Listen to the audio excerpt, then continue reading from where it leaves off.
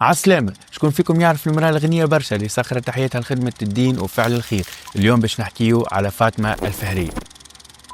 تولدت فاطمة بنت محمد الفهري القرشي سنة 800 ميلادي زمن الدولة الأغلبية، ويعود نسبها للفتح العظيم عقبة ابن نافع. رغم أنه ما جابش صغار، لكن تعرفت بلقب أم البنين خاطر كانت تعاون في طلبة العلم وتصرف عليهم من حر مالها. هاجرت مع أبوها من القيروان بتونس إلى فاس بالمغرب زمن حكم الأدارسة، وفي فاس تزوجت من راجل غني برشا، وبعد فترة قصيرة مات وخلالها ثروة كبيرة برشا. وبعد فترة قصيرة أخرى مات بوها وخلالها ثروة كبيرة برشا، ورثتها هي وأختها مريم الفهرية. فاطمة الفهرية رفضت الزواج مرة أخرى وسخرت حياتها لخدمة الدين وفعل الخير. وبعد فترة وهي تخمم شنو باش تعمل بالفلوس الكبيرة اللي عندها، سمعت إنه أكبر جامع في المدينة اللي كان اسمه جامع الشرفاء ما عادش يرفع المصلين اللي فيه، فقررت أنها تبني جامع جديد. ومن لحظة قرارها بناء الجامع قررت أنها تصوم لنكمل البناء. بناء الجامع قعد 18 سنة وكانت تشرف عليه بنفسها، وسميته جامع القرويين نسبة للناس اللي جاوا من القيروان. وسنة 1859 وتحديدا في أول نهار من رمضان تم افتتاح الجامع اللي ولا من أشهر المعالم الإسلامية